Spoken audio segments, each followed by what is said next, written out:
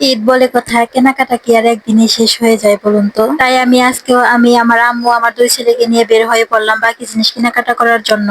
Hello guys, আসসালামু আলাইকুম। কি অবস্থা সবার? আশা করছি সবাই অনেক ভালো আছেন। আল্লাহর রহমতে আমিও অনেক ভালো আছি। এই ঈদটা যেহেতু কোরবানির ঈদ, তাই এই ঈদের কেনাকাটাটা আমি একটু আগে করে রাখবো।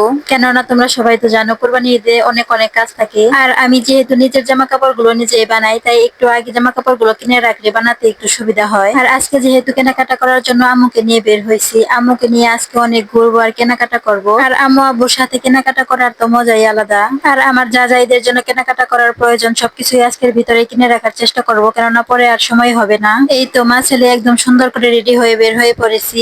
আর আমার দুই ছেলে তো রিক্সা দিয়ে ঘুরে বেড়াতে অনেক বেশি পছন্দ করে। তাদের দুজনকে যদি সারাদিনে রিক্সা দিয়ে ঘুরে বেড়াই, তারপরেও তারা একটু বিরক্ত হবে না আর খেতেও যাবে না, দুষ্টুমিও করবে না। আর মার্কেটে যাওয়ার পরে সর্বপ্রথম আমি নিয়ে নিব আমার ছেলের জন্য কিছু নরমাল পোশাক, কেননা এখন তো অনেক বেশি গরম, আর গরমে তো বাচ্চারা ভারী পোশাক পরতেই চায় না। আর আমি তো আমার দুই ছেলেকে কখনো তাদের পছন্দের বাইরে পোশাক পরাই না। তারা যেটা পরে অনেক হাসি খুশি থাকে, আমি তাদেরকে সেটাই পরানোর চেষ্টা করি। এরপর আমি চলে যাই হিজাবের দোকানে। আমার কিছু হিজাবের প্রয়োজন ছিল, কিন্তু দুঃখের ব্যাপার হলো আমরা দুপুর টাইমে এসে পড়েছিলাম, আর দুপুর টাইমে এই একটা দোকানে খোলা ছিল। আর এখানে আমার যে যে কালারের হিজাবের প্রয়োজন ছিল ওই কালার গুলো ছিল না। কেমনটা লাগে বলুন তো? এখানে শুধু আমি একটি হিজাব খুঁজে পেয়েছিলাম, আর আমি হিজাবটাকে তো ভালো করে মাথায় দিয়ে দেখে নিচ্ছিলাম হিজাবটা বড় কিনা, কেননা আমার কাছে ছোট হিজাব একদমই ভালো লাগে না। হিজাবটা মোটামুটি ছিল, তেমন বড়ও ছিল না ছোটও ছিল না। এরপর আমি চলে যাব জুতার দোকানে, কেননা সবসময় পায়ে দেওয়ার জন্য আমার এক জোড়া জুতার খুবই প্রয়োজন ছিল। আর ঈদ বলে কথা, মেহেদি তো লাগবে, এটা ভুলে গেলে কোনোভাবেই হবে না।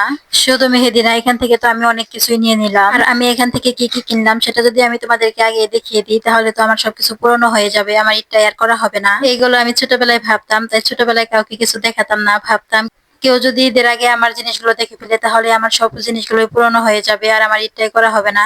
তাই সবকিছুই একদম লুকিয়ে রাখতাম। কিন্তু হ্যাঁ, আমার বান্ধবীরা যে যে তার জামা কাপড় গুলো আমাকে দেখাতো, আমিও আমার জামা কাপড় গুলো তাদেরকে দেখাতাম। সত্যি ছোটবেলার দিনগুলো অনেক বেশি মজার ছিল। এখন তো সবকিছু শুধু স্মৃতি হয়ে থাকবে। ঈদের আগে কাটানোর সময়গুলো সত্যি এখন অনেক বেশি মিস করি। আগের ছোটবেলার দিনগুলো তো ভেবে ভেবে এখন অনেক বেশি হাসিও পায় আর অনেক বেশি খারাপও লাগে। আসলে এটা ভেবে হাসি পায় যে এইগুলো কি চিন্তা ভাবনাই না করতাম, আর এটা ভেবে খারাপ লাগে যে ওই দিনগুলো আর ফিরে পাবো না। যাই হোক, এখান থেকে এখন আমি কিছু পারফিউম দেখে নিচ্ছিলাম। আর আমি কোন পারফিউমটা নিবো এটা দেখতে গিয়ে তো আমার মাথাটা পুরাই খারাপ হয়ে গেছে। দোকানের সব পারফিউম গুলো নামিয়ে ফেলছিলাম, কি একটা অবস্থা। আমি তো পারফিউম গুলোর গ্রান্ড নিয়ে নিয়ে দেখছিলাম কোনটা আমার কাছে বেশি ভালো লাগে। আমি তো একদম কনফিউজ হয়ে গেছিলাম, তাই আমি আমার আম্মুকেও দেখাচ্ছিলাম তার কাছে কোনটা বেশি ভালো লাগে। আমার কাছে মনে হয় পারফিউম কেনা অনেক বেশি কষ্টের কাজ।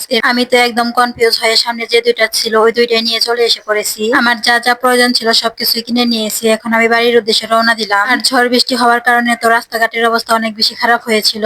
আমার আজকের ভিডিওটি এই পর্যন্তই। সবাইকে আল্লাহ হাফেজ।